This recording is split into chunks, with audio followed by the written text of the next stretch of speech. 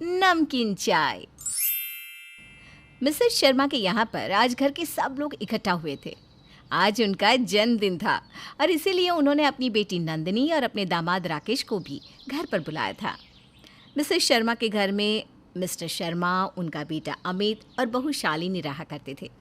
शालिनी घर के कामों में बहुत ही एक्सपर्ट थी, खाना बहुत अच्छा बनाती थी और घर के बाकी सारे काम भी बहुत अच्छे तरीके से करती थी। इसकी वजह से मिसेस शर्मा अपनी बहू से बहुत खुश थी।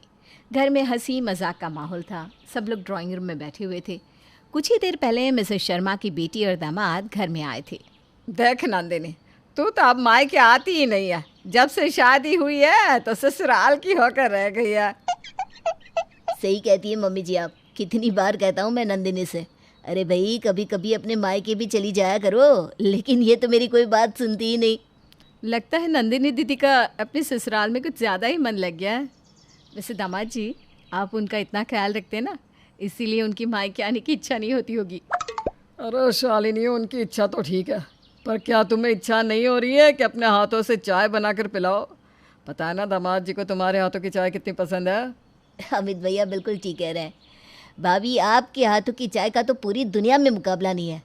वो क्या है ना, आपकी ननद को चाय अच्छी बनानी नहीं आती है भाभी। ये सुनकर नंदिनी अपनी भाभी से चिढ़ जाती है, लेकिन कुछ नहीं बोलती। बस घूर घूर कर अपनी भाभी शालिनी की तरफ देखती रहती है। अरे क्यों नहीं दामाद जी, मैं अभी आपके लिए चाय बना कर लाती हूँ। अरे बना लेना चाय भाभी, इतनी भी क्या जल्दी है? 5 मिनट तो बैठिए यहाँ पे, मैं भी आती हूँ।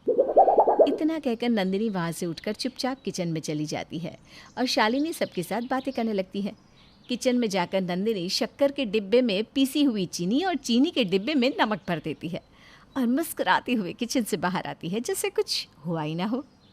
बहुत शौक है ना अपने हाथ की बनी चाय की तारीफ सुनने का। अब देखती हूँ कैसे होती है तारीफ, अब आएगा मज़ा। नंदिनी रसोई से बाहर सब लोगों के पास आ जाती है। अरे भाभी, अब बात ही करती रहेंगी या चाय भी बनाएंगी? अरे हाँ, अभी बनाकर लाती हूँ। वैसे भाभी कुछ भी कहिए, ये हरा रंग ना आप पर बहुत जचता है। बहुत सुंदर लग रही है आप इस साड़ी में। थैंक यू दामाद जी। शालिनी रसोई की तरफ चली जाती है। भैया, भाभी ने अभी अभी जो कहा था ना, वो आपके लिए ही कहा था। अरे इतनी अच्छी बीवी मिली है आपको, कभी कभार उनकी तारीफ भी कर दिया करो, वरना भाभी बुरा मान जाएंगी। अरे नहीं नहीं, वो तो किसी की बात का बुरा नहीं मानती। ठीक कह रहा है बेटा, बहू ना किसी बात का बुरा नहीं मानती, और मेरा तो सारा दिन ही उसके हाथ की चाय पीने का मन करता रहता है। आज देखते हैं आपकी बहू के हाथ की चाय। बहुत ज़्यादा तारीफ हो रही है ना। अब आएगा मज़ा। कुछ देर के बाद शालिनी हाथ में चाय की ट्रे लेकर वहाँ पर आती है। राकेश बस इसी का तो इंतज़ार कर रहा था। भाभी के हाथ की चाय पीकर सारी थकान उतर जाएगी। चाय के साथ आप लोगों के लिए समोसे भी बनाकर लाई हूँ। अरे वाह बहू, ये बहुत अच्छा किया तुमने। ये देखो, मेरी सहेलियाँ मिसेस गुप्ता और मिसेस राठौड़ भी आ गई है। नमस्ते आंटी जी। देखिए, मैंने ना आप लोगों की आवाज़ सुन ली थी, इसलिए आप लोगों के लिए भी चाय बना लाई। अरे वाह भाभी, क्या बात है, आज तो आपने हम सब की मौज ही कर दी। हम सब लोगों की पार्टी से पहले ही पार्टी हो गई। अभी तो मम्मी के बर्थडे का केक भी नहीं कटा। मम्मी जी, आप भी चाय लीजिए ना। अरे नहीं नहीं बहू, आज ना ज़रा एसिडिटी फील हो रही है।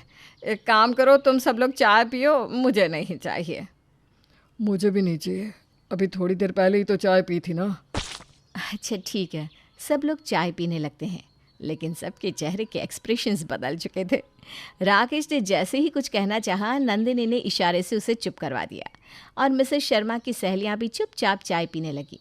उनके चेहरे को देखकर लग रहा था जैसे वो कुछ कहना चाहती थी, लेकिन कह नहीं पा रही थी। दरअसल चाय में शालिनी ने नमक डाल दिया था और समोसे में नमक की जगह पीसी हुई चीनी। लेकिन सबको डर था कि कहीं अपने जन्मदिन के दिन मिसेस शर्मा शालिनी से नाराज़ ना हो जाए और उसे कुछ कह ना दे, इसलिए सब बिना कुछ कहे नमक वाली चाय पी रहे थे। लेकिन सब ने चाय आधा कप से भी कम पीकर छोड़ दी और समोसे भी ज़रा ज़रा से खा के छोड़ दिए। अरे ये क्या मिसेस गुप्ता, चाय भी नहीं पी आपने और ये समोसे क्यों छोड़ दिए? ये तो आपके फेवरेट है ना। अरे वो क्या है ना, आज ज़रा पेट ठीक नहीं है मेरा, इसलिए कुछ खा नहीं पा रही हूँ। अच्छा, कोई बात नहीं।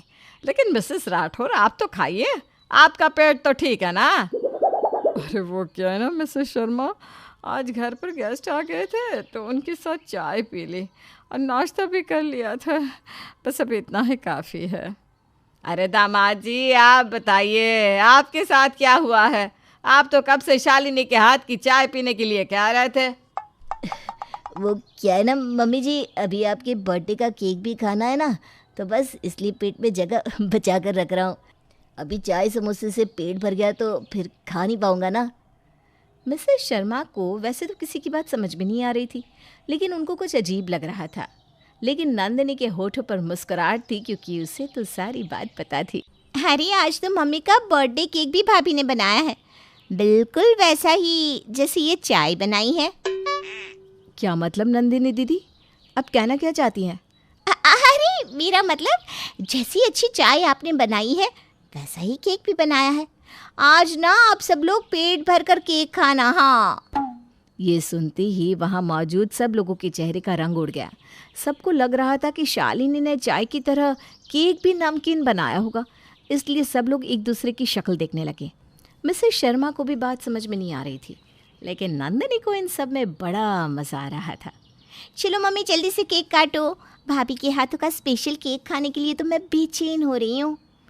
अरे याद आया, अभी ना मुझे घर जाना होगा, शायद मैं गैस खुला छोड़ आई हूँ, कहीं कुछ गड़बड़ ना हो जाए। हाँ, वो मेरे भी ना हस्बैंड घर आने वाले हैं, अभी भी मैसेज आया है। मैं अभी जाती हूँ, फिर आऊँगी हाँ आपके घर। अरे ऐसे बर्थडे पार्टी बीच में छोड़कर कौन जाता है, और आप लोग बिना केक खाए क्यों जा रहे हैं? अरे आंटी जी, आप लोग चले जाएंगे तो ये स्पेशल केक कौन खाएगा? अभी थोड़ी देर में चले जाना। और आंटी, आप अपने घर पे किसी को कॉल करके बोल दो ना, गैस वो बंद कर देंगे, आपको जाने की क्या ज़रूरत है? हाँ, आप लोग पार्टी एंजॉय कीजिए, मेरा एक ज़रूरी कॉल है तो मैं वो फिनिश कर लेता हूँ। सब लोगों की बात सुनकर अमित को थोड़ा अजीब लगता है। वो शालिनी को अपने साथ अंदर आने का इशारा करता है। शालिनी अमित के पीछे पीछे अंदर जाती है। रसोई में आने के बाद, क्या बात है शालिनी, सब लोग ऐसे क्यों बिहेव कर रहे हैं? मेरी भी कुछ समझ में नहीं आ रहा अमित जी, किसी ने चाय भी नहीं पी और समोसे भी छोड़ दे, पता नहीं क्या मामला है। तुमने समोसे या चाय चक्कर देखा क्या? कहीं कुछ गड़बड़ तो नहीं है ना? नहीं, मैंने तो इनमें से कुछ भी नहीं चखा, अभी चक्कर देखती हूँ। जब शालिनी समोसे चखकर देखती है तो उसे पता चलता है कि समोसे मीठे थे। उसने फटाफट से नमक और चीनी के डब्बों को चेक किया तो पता चला कि सब कुछ उलट पुलट था। अब शालिनी और अमित की समझ में सब कुछ आ गया था। शालिनी को ये भी पता चल गया था कि ये काम किसने किया है। दोनों बाहर आते हैं। अब मुझे समझ में आया कि आप लोग पार्टी से भागने की कोशिश क्यों कर रहे हैं। डरिए मत, मेरी बीवी ने केक में शक्कर ही डाली है, नमक नहीं। उसने तो बस चाय में गलती से नमक डाल दिया था और आप लोग डर गए। क्या चाय में नमक था? हाँ मम्मी जी, और समोसे में चीनी। लेकिन आप लोगों ने बताया क्यों नहीं? ताकि बर्थडे के दिन आपका मूड ख़राब ना हो जाए, इसलिए। वैसे मीठे समोसे इतने भी बुरे नहीं थे। हाँ। अरे अच्छा ही है ना, हमने इस बहाने चाय कम पी और समोसे भी कम खाए, वैसे भी ये कोई हेल्दी चीज़ तो है नहीं। सब लोगों की बात सुनकर मिसेस शर्मा को हंसी आ गई, लेकिन नंदिनी के होश उड़ गए। उसे लगा कि शालिनी सबके सामने उसकी पोल खोल देगी, लेकिन शालिनी ने ऐसा कुछ नहीं किया। उसने इशारे से बस नंदिनी को ये बता दिया कि उसे नंदिनी की करतूत पता चल गई है। चाय नमकीन होने से पार्टी में हंसी का माहौल था, और इस तरह से चाय के मीठा ना होने पर भी मिसेस शर्मा की पार्टी काफ़ी अच्छी हो गई, क्योंकि केक बहुत अच्छा बना था।